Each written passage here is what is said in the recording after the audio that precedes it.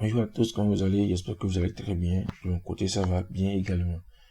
On se retrouve pour la présentation d'utilisation de la plateforme de la région de Cotonou dédiée à la jeunesse, dont le lien est bien évidemment jadc-cotonou.com.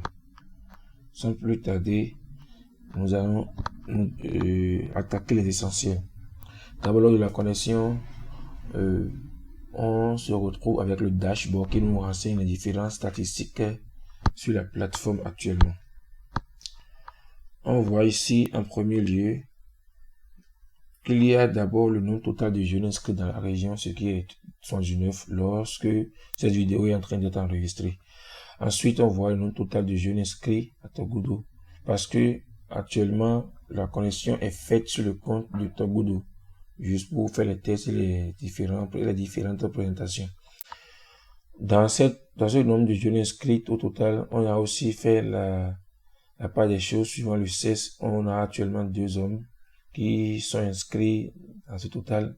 Ensuite, s'il y a des femmes inscrites aussi, ça sera mentionné ici comme un total de femmes déjà inscrites. On va présenter les différents menus. Lorsqu'on est connecté avec un poste, avec un ordinateur, peu importe que ce soit un ordinateur personnel ou un ordinateur de bureau, à gauche ici, on a le menu qui se présente comme suit. Le dashboard qui nous donne déjà accès à l'accueil, aux statistiques, bien sûr. Le tableau de bord, je peux m'exprimer ainsi aussi. Ensuite, on a jeunes. Le jeune, c'est un menu qui a aussi d'autres sous-menus comme liste des jeunes, enregistrer un jeune, anniversaire, corbeille. Ensuite, mariage, qui a aussi d'autres sous-menus comme liste des mariages, enregistrer un mariage, l'événement, qui est un menu qui n'a pas encore de sous-menu. Paramètres, qui a aussi ses sous-menus également. Nous allons en même temps aller sur le sous-menu enregistrer un jeune. Comment tout va se faire à partir de là. Pour enregistrer un jeune, un formulaire est fait pour l'occasion. Comme les éléments constitutifs du formulaire, on a le nom du jeune à entrer, qui est obligatoire bien sûr, le prénom, le sexe si c'est un homme, mais M si c'est une femme, on choisit F. Le téléphone qui sera aussi mis, on va mettre le téléphone au format, il n'y a pas une obligation de format, il n'y a pas une imposition de format, l'important est qu'on ait un numéro assez fonctionnel et joignable à tout moment. L'email, c'est pas obligatoire, si le jeune a, on le met, ça va beaucoup aider aussi pour la communication en son temps. Dans le cas contraire, on omet cette partie. La date de naissance du jeune, le lieu de naissance, la profession, peu importe ce qu'il fait. Si c'est un élève, on met un élève étudiant, on met étudiant. En tout cas, tout ce qu'il fait, on met ça, on met là. L'activité principale, bien sûr pas, on n'a pas besoin des activités secondaires. Ça nous sera utile en son temps. Le statut matrimonial du jeune, s'il est fiancé, on le met. S'il est libre, on choisit qu'il est libre. Genre, il n'est pas encore fiancé, reconnu officiellement par l'église, bien sûr. S'il est marié, on le met également. Ça va nous permettre de faire un bon décompte en son temps. Le statut de la jeunesse, s'il est juste un membre de la jeunesse, on choisit membre. S'il est dans le bureau, alors on choisit le poste qu'il occupe dans le bureau. Ensuite, s'il est baptisé, on sélectionne oui. Dans le cas contraire, on sélectionne non également. L'église, si on sélectionne la paroisse sur laquelle le jeune est actuellement. Bon, c'est vrai que c'est la paroisse à partir de laquelle la connexion est faite à la plateforme. Mais n'empêche qu'on sélectionne la paroisse dans la liste. Lorsque la plateforme sera vraiment chargée, la liste serait un peu longue, donc on peut déjà commencer par faire une recherche déjà avec notre clavier. Supposons que c'est possible en recherche. Donc, déjà, quand on commence à mettre K, P, O, le tri est en même temps fait. Donc, ce sera fait. Ce sera utilisé partout où on va passer lorsqu'il y aura une longue liste. Donc, ça c'est la paroisse ici.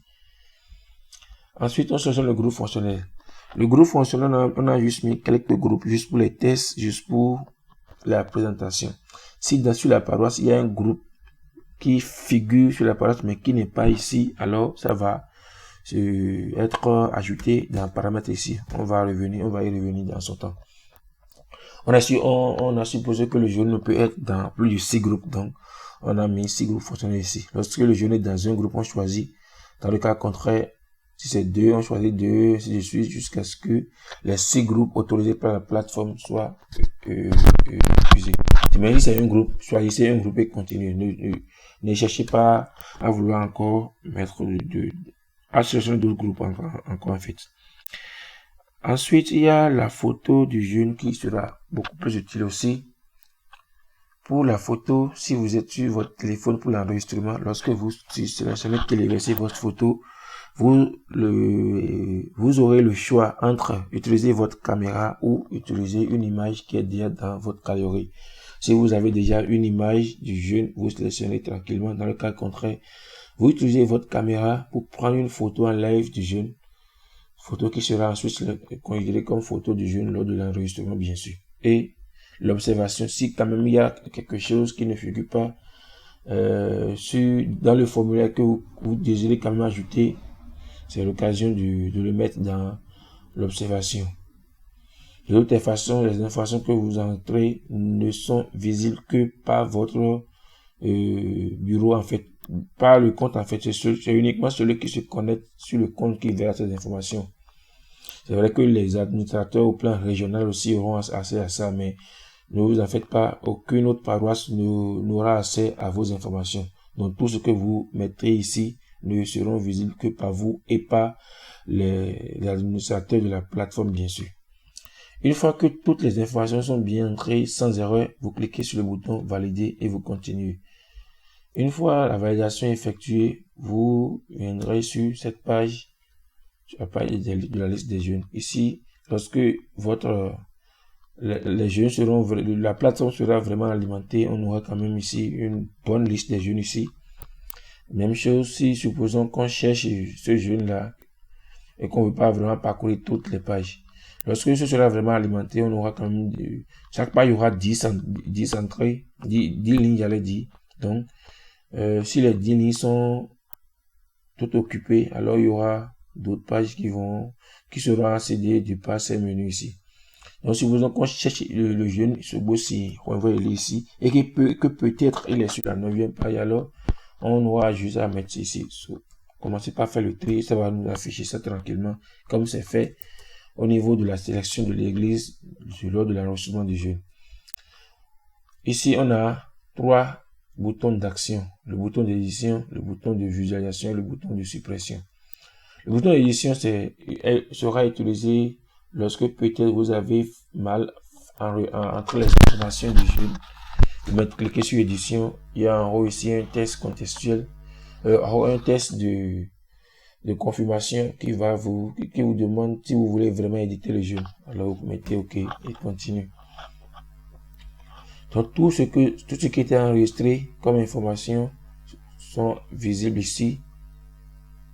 Donc on aura à changer les informations si possible. Si supposons qu'un instant qu'on veut changer le prénom, on peut mettre ici peut-être Anissé, hein, juste un exemple, et qu'on valide.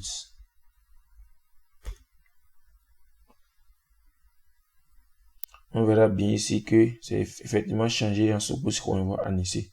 Donc voilà, tout ce que vous aurez à modifier là-bas sera pris en compte.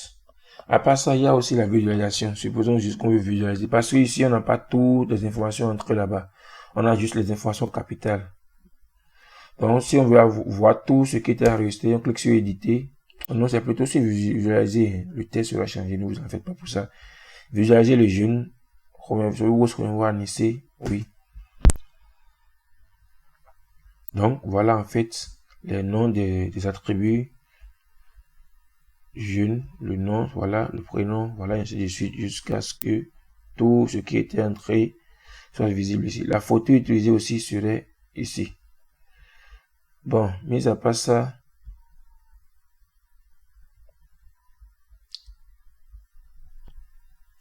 il y a aussi le bouton de suppression. Supposons que il y a quand même des erreurs, vous voulez plus conserver le jeune là tranquillement, vous cliquez sur le bouton de suppression ici. De toute façon, à chaque action, il y aura une confirmation pour s'assurer que Vous ne l'avez pas appuyé par inadvertance. La particularité ici, c'est que de toutes les façons, même si la confirmation est là, la suppression est une étape cruciale sur la plateforme. Donc, on a considéré que malgré qu'il y ait la confirmation, il y a quand même toujours des erreurs. Donc, après la suppression, tout est enregistré dans une corbeille ici. Donc, il y a deux actions. Soit on restaure, soit on supprime. Si ici, on supprime, il y a toujours la confirmation. Si on met OK, alors il n'y a plus moyen de récupérer les informations du jeûne. Dans le cas contraire, si on veut procéder à une restauration, alors on clique sur restaurer et d'abord même, on va remarquer ici que le jeûne supprimé n'apparaît plus ici. On ne le voit plus ici. C'est uniquement, on ne voit qu'un seul jeûne ici. Maintenant, lorsqu'on vient dans corbeille, on va essayer de faire la restauration. Vous allez voir de vous-même. Il apparaît bel et bien ici et on le voit ici. Donc voilà ce à quoi c'est la suppression, la restauration depuis notre corbeille là-bas. Ensuite, on a ici anniversaire. Anniversaire, c'est quand sur votre paroisse, vous voulez voir les... Parce qu'on est connecté sur Togoudou. Hein. Si on est connecté sur le compte de notre paroisse, on verra aussi les différents anniversaires de leur côté là-bas. Donc ici, on a un filtre en haut ici, tout. Alors ça va nous enseigner tout ce qu'il y a comme anniversaire. En développe bien sûr. On peut quand même essayer de vouloir faire la part des choses avec les prix sur chaque colonne du tableau. Les anniversaires passés, on les aura ici. C'est vrai, effectivement, février c'est déjà passé. Donc, ça va se retrouver dans le filtre passé. Aujourd'hui, s'il y a d'anniversaire aujourd'hui, vous cliquez sur ça. Donc, il n'y a pas d'anniversaire aujourd'hui. Si c'est devant, au cours de l'année, là, on l'a ici. 10 juillet, effectivement, c'est devant. Donc, voilà, en fait, tout ce qui a trait à anniversaire. Maintenant, mariage. Vous n'êtes pas sans savoir que on doit être informé des mariages qui se célèbrent dans la région afin que les jeunes soient informés et qu'ils puissent participer en son temps également. L'ancienne méthode utilisée, c'est que les dirigeants de chaque paroisse envoient les informations au secrétaire qui se chargera de l'enregistrer en son temps et de faire une bonne diffusion pour que les jeunes aussi soient informés des différents mariages sur les différentes paroisses. On a voulu un peu changer les choses. Donc ici, on peut directement enregistrer le mariage ici. Lorsque l'enregistrement sera fait, les dirigeants, les administrateurs seront informés, les secrétaires auront l'information et feront ce qu'ils doivent en faire. Pour enregistrer un mariage, on aura à remplir les informations. D'abord, on va entrer le nom du marié. Si le marié est déjà enregistré sur notre plateforme, on aura le sélectionner dans la liste ici. Dans le cas contraire, s'il est peut-être dans ADC d'une autre région ou peut-être carrément il est dans une autre église évangélique, bien sûr, alors on aura à entrer son nom ici. Entrer le nom et le prénom là intégralement. Même chose pour la mariée aussi. Si elle est dans la région, on la sélectionne ici. Si elle est dans la région déjà enregistrée, bien sûr. Dans le cas contraire, les responsables de sa paroisse procéderont à l'enregistrement et viendront faire la sélection ici. Ensuite, si elle n'est pas enregistrée, alors on aura juste à entrer son nom ici, comme c'est fait pour le marié. La même chose sera faite pour l'église. Si c'est une église de la région, alors elle sera sélectionnée ici tranquillement. Dans le cas contraire, si c'est une église ADC d'une autre région ou une autre église carrément, on va entrer le nom ici tranquillement. La date du mariage sera entrée ou sélectionnée. L'heure, également, même chose, sera écrit ou sélectionné ici. À des moments donnés, il y a les images qui sont faites, des images d'invitation, bien sûr, d'indication de lieu qui sont faites pour le mariage. Donc, s'il y en a, on le sélectionne tranquillement dans la galerie et on ajoute. Et c'est bien sûr facultatif. S'il y a une observation particulière, on la renseigne ici et on clique sur valider. Une fois la validation effectuée, on verra ça dans la liste des mariages ici. Il y a juste une ou deux mariages ici pour l'occasion. Les mariages aussi ont quelques boutons d'action, la suppression ou les détails. Il y avait des mariages enregistrés pour les tests. Donc voilà en fait le nom du marié, le nom de la mariée, l'église, la date du mariage et l'image qui était utilisée pour l'image de l'événement. Donc voilà, on peut aussi effectivement supprimer un mariage. Ici, il n'y a pas de corbeille pour l'occasion. À part ça, événement, c'est un truc à venir après. Si c'est bon à son temps, vous aurez également la notification pour ça. À part ça, les différents paramètres. J'avais dit lors de l'enregistrement du jeûne que il peut y avoir, on aura peut-être besoin de certains paramètres. Le groupe fonctionnel.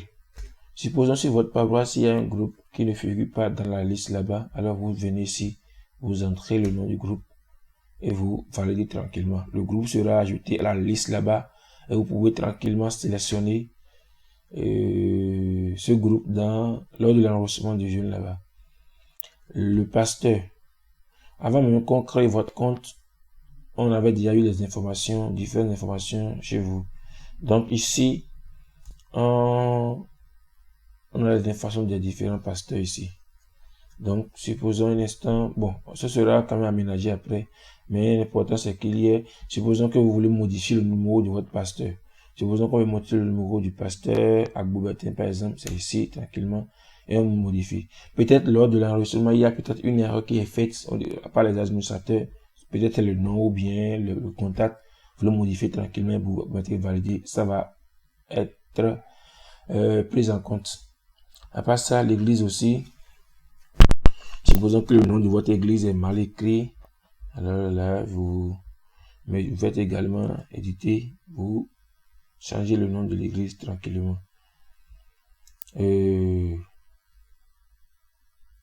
Supposons qu'on avait sélectionné un autre pasteur sur votre église, alors vous venez vous changer le nom du pasteur et vous mettez sur valider.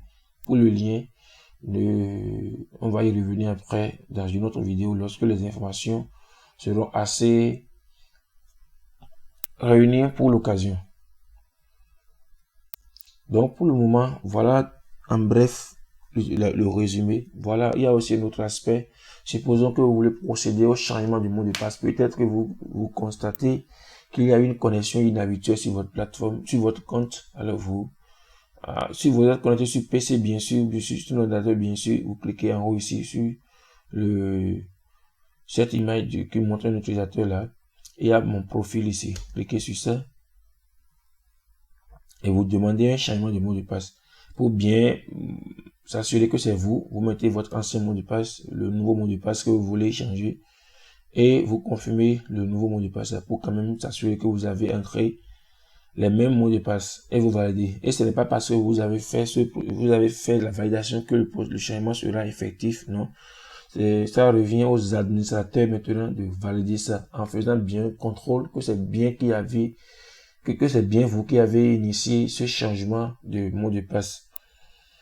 Et une fois la validation effectuée au niveau des administrateurs, le changement sera bien pris en compte et vous pouvez à nouveau vous connecter à la plateforme avec le nouveau mot de passe. Si vous voulez vous déconnecter de votre compte, ici, déconnexion tranquillement, la déconnexion se fera.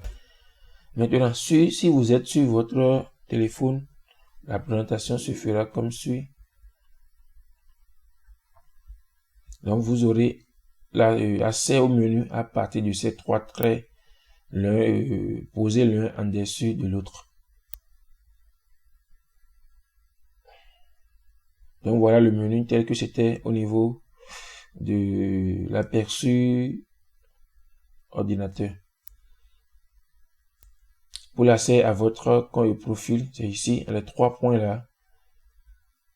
Cliquez sur le logo bien sûr de l'utilisateur et vous aurez les mêmes choses également lorsque on était connecté avec l'aperçu ordinateur.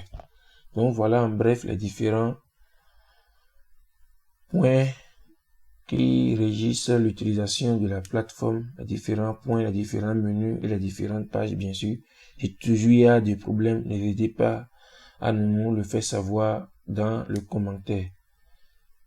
Et n'hésitez pas à vous abonner à la plateforme pour nos différents tutos quant au bien fonctionnement de la plateforme et d'autres choses et entrer à la région. Merci et passez une excellente journée dans la paix du Seigneur Jésus-Christ. Amen.